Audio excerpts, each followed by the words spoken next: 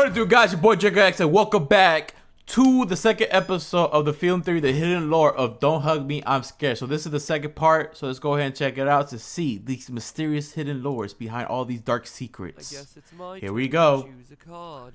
Let's see. What's really going on in Don't Hug Me, I'm Scared? Yes, if only there was some way to learn more information about this. I'm a computer. Oh no. Computer. Leave, computer. I do not like you. Film theory. Alright, here we go. About to find out the more hidden secrets. What the heck? Oh, okay. Uh-oh. There's a virus in the system. Hello, Internet. Welcome Wow. to Film Theory, where we watch our internet videos a quarter frame at a time. You think I'm joking, but when it comes to Don't Hug Me, I'm Scared, it's pretty accurate. These videos are so densely packed with detail and symbolism that you can watch them over and over and over again and still come up with new Easter eggs you've never seen Who smokes? before. Just look at this one scene at the end of the third episode of Don't Hug Me. The first time you Red. watch it, you see Roy, Yellow Guy's Yeah, dad, Roy. standing there while his son is indoctrinated into the cult of Malcolm. Keep looking and you'll notice the notepad and clock from the prior two episodes standing there dressed in white robes. Keep searching and you see Red Guy and Duck Yeah, I there see too, Red. when they're supposed to be at their delicious chicken picnic, unaware of where Yellow Guy even is. Or how about here in episode 5 when Duck quits the show? There are a few frames of Red Guy Red. microwave, and a few frames later, his legs where the meat man was standing just seconds before. And it isn't just limited to the videos. At the end of episode 5, we see Red Guy leaving a phone booth. Google search for the phone number on that phone booth, and you find this hidden video. The log is in the bin. Oh So are my those duck notes gosh. the smoking gun that decode everything that's going on in this series? No. No, they aren't. But you can bet I took it all into account in my creation of today's theory. Because last time we covered the easy stuff, the symbolism of the story and how it represents a children's television show corrupted by the influence of advertising. But today, instead of looking at what Don't Hug Me, I'm Scared means in our world, we're going to explain what it means in its own world. Who are these characters? Nice. What is the I deal really with want to all know these more Easter about eggs? them. And how should we be interpreting the ending? Is it even an ending at all? I've got the answers all here for you, and by the end of this video, I guarantee to have you digital dancing. Now, as Digital dancing. watch the series, even though Red Guy, Yellow Guy, and Duck are the ones who appear on camera most often, these videos seem to have two main characters. Red Guy, yes, and Roy. Yellow Guy's board surfing father. And that's reinforced in episode 6, where the whole ending sequence of events revolves around the relationship between these two. But who are they? Additionally, in a series full of bizarre moments, two events seem to be the most game-changing. Red Guy's literal mind blow at the end of the computer episode, and the dramatic shift to real life in the middle of episode 6. It was my theory that if we could somehow answer who those two characters are and what those two events stood for, then this whole enigma ball would unravel. So I started with the guy that we have the most information about, Red Guy. Now, as we established last time, Don't Hug Me depicts a television show with Red Guy, Yellow Guy, and Duck as performers on the series. Oh, there you are. We've been looking for you all afternoon. Don't get me wrong, I didn't say that they're good performers, but they are performers nonetheless. In addition to all the camera and set imagery we discussed last time, there are multiple instances where things don't go as planned, and Red Guy I just realized the red umbrella, the mop of red. behind the camera. The first instance of this occurs in episode 2 when the clock begins to talk. Red Guy turns to the camera, genuinely confused, saying quietly, Who is that? then again, at the beginning of episode 4, the Red Guy delivers his setup, If only there was a way to learn more about the world. then strongly indicates towards the globe. Even the music cue follows him. Duck then joins in, trying to cue the reveal of the globe, but both are genuinely caught off guard by the computer coming to life. Apparently a change in the script that neither were made aware of. It's made especially clear that Red Guy wasn't in on this change when he reveals that they already had another computer, a cute laptop, but is once again cut off before he can get through his thoughts. From there, Red Guy tries to shut the computer up by saying things like, Wait a second. What's your favorite color? color Stop do you talking. like? Be Do you quiet. have before touching the computer and causing it to freak out. So clearly, Red Guy is both unaware of and very displeased by these unexpected changes. So then, who is he? Well, that answer comes to us in the final episode, Dreams. It starts with Yellow Guy left alone learning about dreams from the lamp, but quickly transitions to Red Guy IRL at a desk job and singing the Creativity song at a karaoke bar to receive, Yes, let's sir. just say, less than stellar Creativity. Do you see now, it most other too? theories see this as occurring in the present day. What but do what you makes see? more sense is that this scene is actually a flashback to the Red Guy's life before the show, when he was working at a boring desk job and had dreams of making a children's television program. I mean, look at the way he pitches the idea of the singing file to his boss, something that Yeah. becomes physically manifested later in the video. More on that in a minute. But truly, despite the monotone voice, this guy is a guy with dreams. Dreams that sometimes seem like they're getting drowned in a pool of oil or booed off stage with all the enthusiasm of a YouTube comment section. But within that sea of bored disapproval, one person watching the Red Guy's performance wasn't booing. Roy. And it's here that we finally learn of the secret to their relationship. Roy discovered Red Guy at an open mic night and made him a deal to sponsor the kids show that Red Guy had always wanted. But then, how do we know that Roy is the sponsor? It's easy. We're expressly told it in the credits. Episodes 2 through 6 of DHMIS end with a special thank you to all the Kickstarter backers. And the last person thanked in every episode is Roy, because he too is a financial backer. In fact, within the lore of the series, he's the main backer, a sponsor with greedy motives who gets out of hand once Red Guy is out of the picture in episode 5.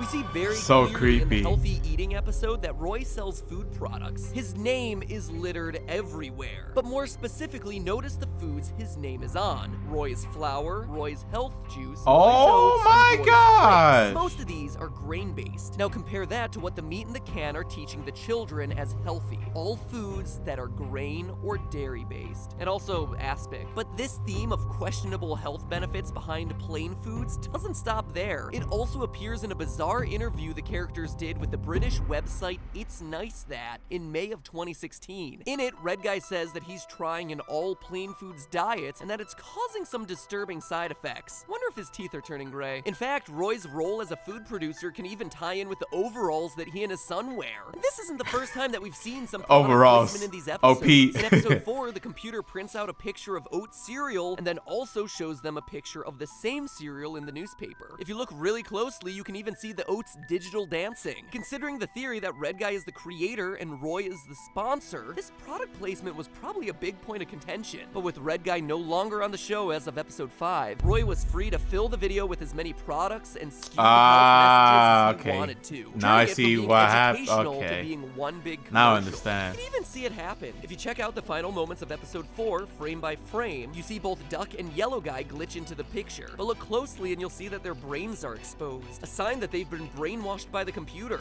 So if Roy's the sponsor, then what's the deal with Yellow Guy calling him his dad? Well, he's not lying. As sponsor of the show, Roy can make sure that his son is put into the spotlight. This would explain why Yellow Guy is clearly the most inexperienced of the 3 on camera. But don't think for a second that Roy is some stage mom trying to get his son famous. Quite the contrary. Going back to that It's Nice That interview, we actually hear Roy speak for the only time ever throughout the entire series. When asked if he had anything to say, he responds with the following: "My silly boy has allowed his eyes to grow arrogant and rude. For this, I will take him on a trip to Punishland." Yikes, Punishland. What Something tells the me this is heck? Disney World's latest park extension. But when you look at the series, it actually makes a lot of sense. Yellow Guy has been the victim from the very beginning. In episode 1, his painting is destroyed and he's told that his favorite color isn't creative. In episode 2, the clock yells at him until his ears bleed. In episode 3, he's nearly seduced into joining a cult. In episode 4, he gets brainwashed by the computer. In episode 5, he pulls a Scott Tenorman and eats his friend. And then in episode 6, Damn. he's tortured by an unending barrage of inane lessons. Oh yeah, and also drowns in oil. But if you think Roy's Punishland stops there, well, boy howdy, you are wrong. Observant viewers will spot horses sprinkled all over DHMIS videos. Pictures of horses, rocking horses, horse figurines, animated horses. Well, in the same interview with It's Nice That, it's revealed that Yellow Guy is scared of horses. He's also apparently allergic to eggs, wasps,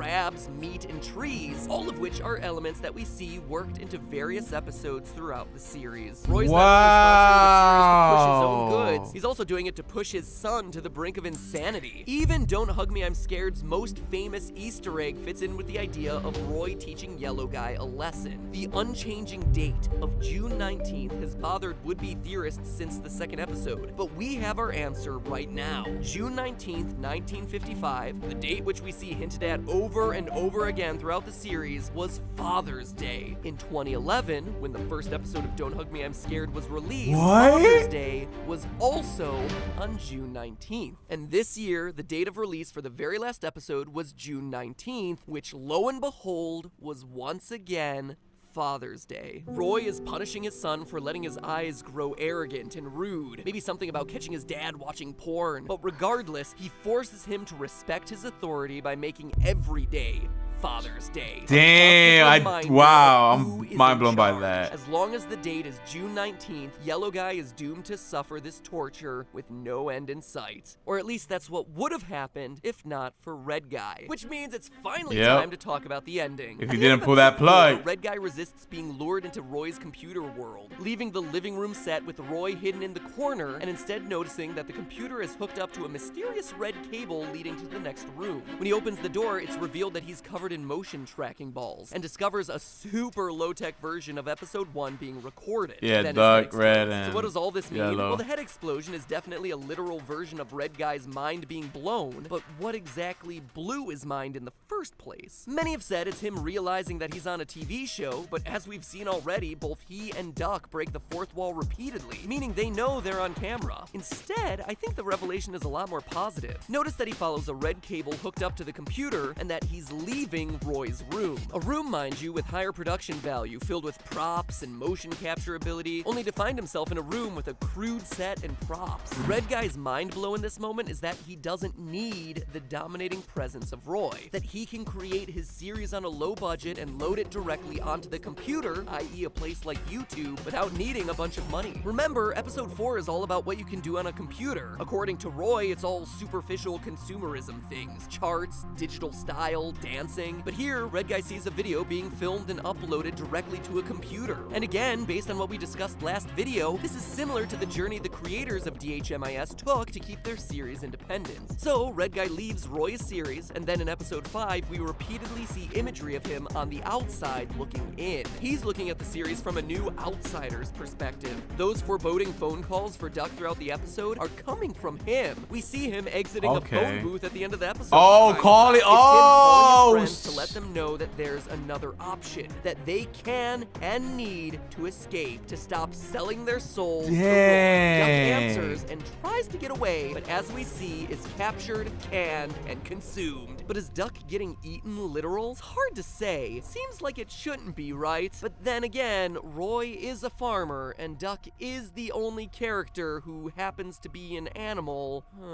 The can consuming the duck could be the duck getting canned. All of this comes to a head in episode 6. Yellow Guy is the last one standing on the show, held there by his father. Once the episode gets underway, we see the origins of the series, with Red Guy being discovered by Roy at karaoke. We then cut to Red Guy discovering, for lack of a better term, the show machine, which creates the characters and situations that we've seen throughout the previous 5 episodes. Now mind you, none of this is literal. It's all meant to be symbolic. This is Red Guy coming to grips with the show he created and seeing for the first time ever with clear eyes the effect it's having on kids like Yellow Guy. Roy discovers Red Guy trying to shut down the machine and reaches his hand out to touch the Red Guy on the shoulder. It's not a gesture of aggression, it's more like a peace offering, an invitation to come back and work for the show once again. And it didn't work, and he pulled the plug. What else does Red Guy have? In a society full of negativity towards his ideas, Roy was the only one willing to take a chance on him. And you see, that's the brilliance of episode 6 here. It starts by addressing typical dreams, the ones that happen at night, but when you look again, it's actually about personal dreams, and how seeing a dream achieved, like Red Guy finally creating the show he always wanted, can turn into a waking nightmare. But it's at that moment that Red Guy decides to literally and figuratively pull the plug on both the show and his relationship with Roy, eager to see what will happen next. And it works. We restart the series, but with some very important differences. All the characters are now the color different color, and then June 19th became June 20th. Blue,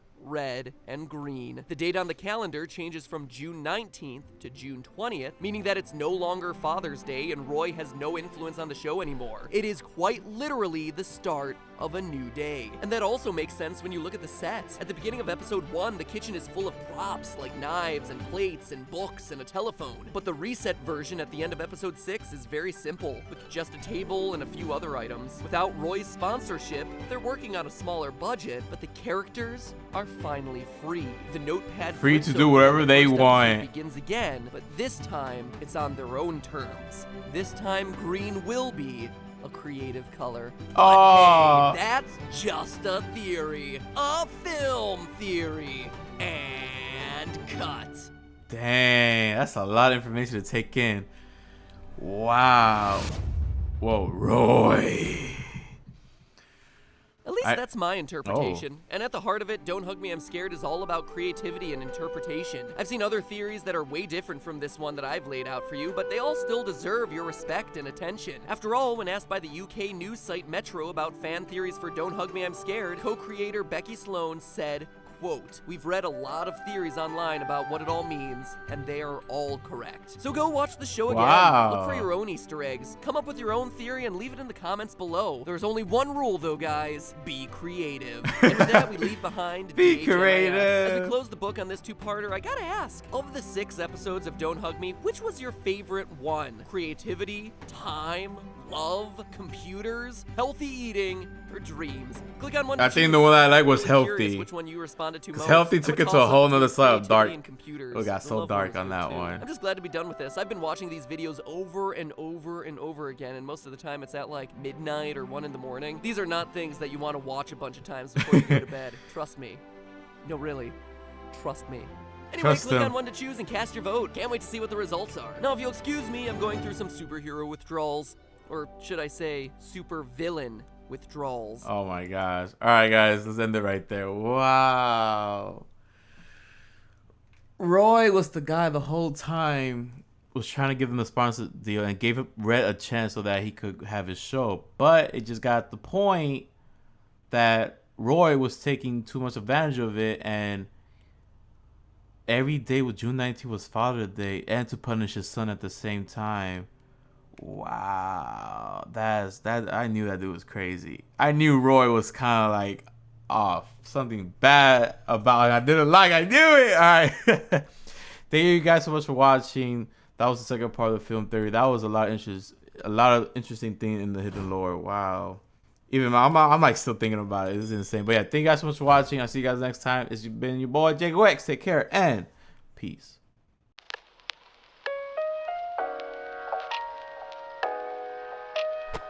Well, I think you're pretty great.